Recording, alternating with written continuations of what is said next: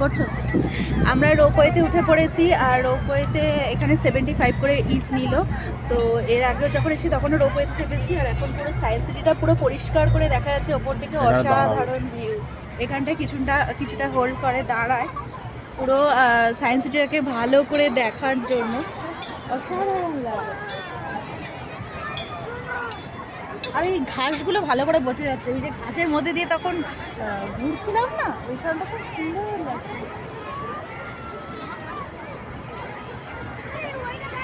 দেখতে পাচ্ছ?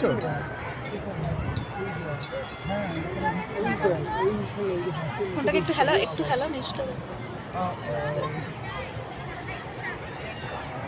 না, ওটা আগে হচ্ছিল। এখানে একটা ফুলের গার্ডেন ছিল, হাঁস চড়তো আগের বারে যখন এই এসেছিলাম। তো হাঁস ওই কোথায় দেখাও তাহলে, ওটা দেখো। হাঁস চড়ছিল, একটা ফুলের গার্ডেন ছিল।